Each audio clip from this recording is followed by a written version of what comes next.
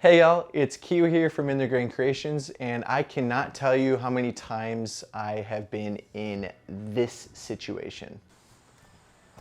Did you see the new knife that I just finished?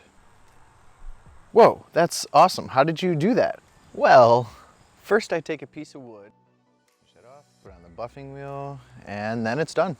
Wait, you did what? Yeah, that went right over your head, didn't it?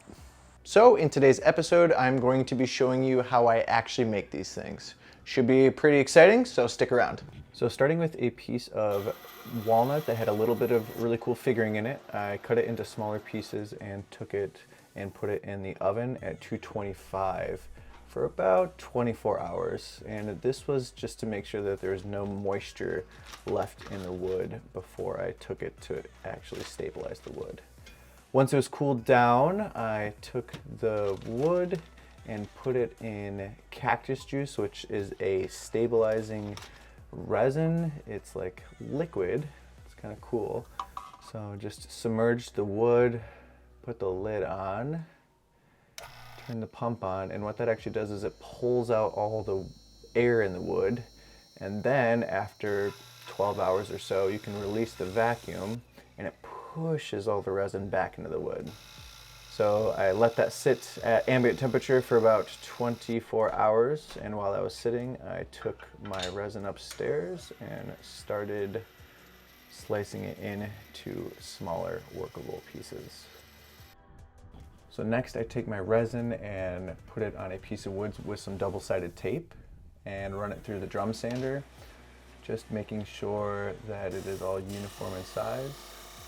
And I remove each piece when it's the thickness that I want it to until there are no more pieces left. And I have an array of different sized pieces. You can see the wood itself isn't buoyant anymore. That means it's completely absorbed with resin. And when we bake it, all the resin will actually cure inside the wood, making it more stable and harder. Once cooked, I clean it up and take my resin, figure out the layout of my knife, and this is the hardest part for me, is trying to figure out how exactly I want this to all line up. Once I figure it out, I take my angle, the first piece, and create a outline of the piece that I'm going to be inlaying into it. Cut that out. And then I clean up the cuts tight to the lines that I cut into it, and I just kind of check to make sure that they're actually lining up perfectly. I take one of the pieces and use that as a guide to then cut the end off the resin, and then it just lines up. Then I prep my pieces for glue up, do a dry glue up every single time just to make sure everything's aligning.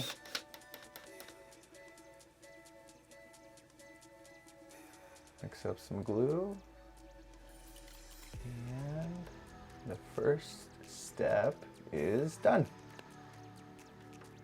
I'll let that sit for about 5 hours or more. Come back, clean it up, and it's time for the second glue up. Same process, cut out, clean up, check alignment. I'm scoring the wood and the resin to create more texture for the glue to grab onto, and I heat treat all the resin that touches glue to open it up to accept that glue and create a stronger bond as well. And I just kind of push down to make sure that the resin doesn't float up. So we have our next splice planned out, and this is going to be the start of the cuts where the accuracy is going to matter the most. Let me get this cleaned up and I'm going to show you why. So we have our piece ready to be glued up, but I'm going to show you why really quick it is so important to get the lines cut with almost laser-like precision. So if you see, these lines are perfectly lined up right now because I took out exactly the right amount of material that I'm going to be filling it up with. But if, let's say, I didn't take enough material out, you're going to see those lines are just way, way, way off now. And it could be said, if I didn't take enough material out, the same thing goes. Those lines are not even close to being aligned. So it's incredibly important to make sure that you're taking out the exact amount of material that you're going to be putting back into it, or these lines won't ever align correctly. And like I said, anything that touches glue gets a light heat treat with the blowtorch to really make sure that glue is actually bonding to the resin. Third glue up, same process.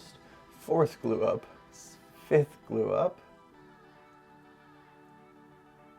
sixth glue up, seventh glue up, and on this eighth glue up, I'm going to take you through the whole process one more time. So clean up my blank, score my lines, cut and clean close to those lines as possible, make sure it fits, score,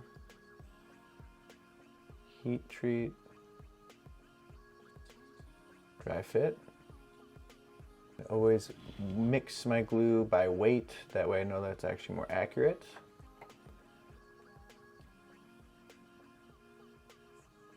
And then the last glue up. And you'll see here that I have so many screws on the right hand side, and this is just to make sure that the pieces stay in line and flush to the fence. Make sure nothing's floating up off the bottom. After all of that, we finally have our knife scale ready to be mounted to our knife. So I'm going to split this up on the bandsaw, run it through the drum sander a few times to thin it down. Then we can take these downstairs to get mounted. Next, I mark my holes for the mounting screws, drill those out, mount and mark the scales to be cut up. Mount that and start shaping the actual handle itself.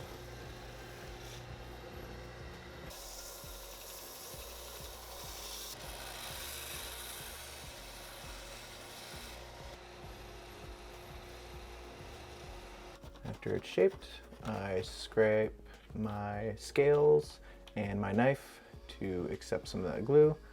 Always heat treat the resin, mix my glue by weight, mount the handles, and apply some clamps just to make sure that there is equal pressure everywhere. And now the fun part, lots of sanding. Like lots and lots and lots and lots of sanding. And I always use Osmo on my knife handles. I actually just posted a video that I'll link up top on how the whole process of finishing a knife scale. This is my favorite part of the process because the resin really starts to shine here. Mount my clip, and we are done.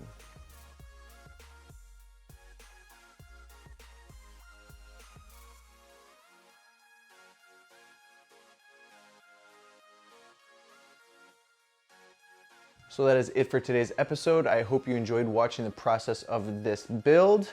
I can't wait to see if any of you take these ideas and evolve them into something newer and crazier and more fun. Thanks to everyone for sticking around to this video. If you liked what you saw, be sure to like, comment, subscribe. If not, then I guess we won't see you next time.